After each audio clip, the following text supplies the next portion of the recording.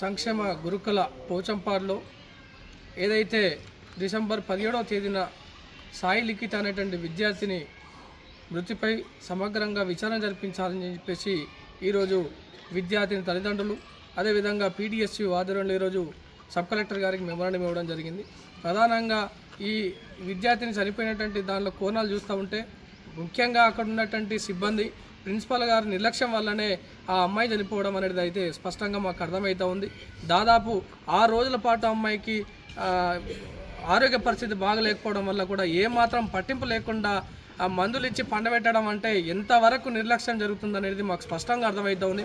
అమ్మాయి ఒకవైపున ఇబ్బందులు పడుతూ ఉన్నా అక్కడ ఉన్నటువంటి సిబ్బందులు ఏమాత్రం స్పందించుకోవడం కూడా దీనిపైన విచారణ జరిపించి కఠినంగా చర్యలు తీసుకోవాలని చెప్పేసి కూడా మేము పీడిఎస్గా అదేవిధంగా తల్లిదండ్రులుగా కూడా మేము డిమాండ్ చేస్తున్నాం.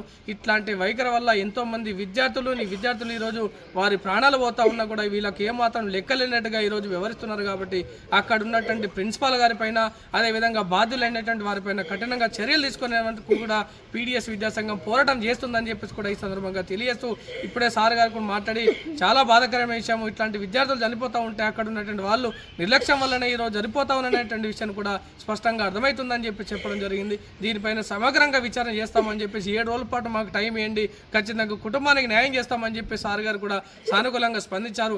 ఇక్కడైనా ప్రభుత్వం కూడా ఆలోచన చేయాల్సినటువంటి అవసరం ఉంది. కూలి పని చేసుకునేటువంటి బతికేటువంటి వారి కుటుంబాన్ని ప్రభుత్వం ఆదుకోవాల్సినటువంటి అవసరం ఉంది. అవసరమైతే 50 లక్షల రూపాయలు ఎక్స్గ్రేషియా కూడా ప్రకటించాల్సినటువంటి అవసరం ఉంది. అదేవిధంగా ప్రభుత్వం ఇదే గురుకులలో ఎక్కడన్నా ఖాళీగా ఉంటే వారికి అటెండర్ పోస్ట్ అన్న ఇచ్చి కూడా ఆదుకునేటట్టుగా ప్రభుత్వం చొరవ తీసుకోవాలని చెప్పేసి కూడా మేము డిమాండ్ చేస్తున్నాము. ఇట్లాంటి వైఖరి ఉన్నటువంటి వాళ్ళు ఇకనైనా ఏ గురుకులైనా వైఖరి మార్చుకోవాలని చెప్పేసి కూడా మేము డిమాండ్ చేస్తూ ఉన్నాము. ఎందుకంటే విద్యార్థులు జీవితాలతో ఆడుకోవద్దని చెప్పేసి కూడా స్పష్టంగా మేము క్లియర్గా చెప్తా ఉన్నాం. మా పాప మన స్కూల్ ప్రిన్సిపల్ వల్లనే, social welfare school Pochampadu principal వల్లనే, వైఖరి వల్లనే పాప ఈరోజు చనిపోవడం జరిగింది. ప్రభుత్వం మమ్మల్ని ఆదుకోవాలని కోరుకుంటున్నాను. అలాగే సబ్ కలెక్టర్ వారికి ఉన్నతపరిచారు. సాయి లిఖిత 17th నాడు మార్నింగ్ చనిపోయింది. ఆ అమ్మాయి గురించి మేము వచ్చి సబ్ కలెక్టర్ని కలవడం జరిగింది.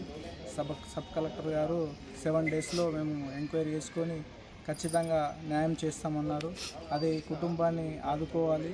వీళ్ళు ఎట్లాంటి పరిస్థితుల్లో ఉన్నారంటే మరి ఘోరం పరిస్థితిలో ఉన్నారు. పని చేసుకుంటే తప్ప గడని దినం ఇది.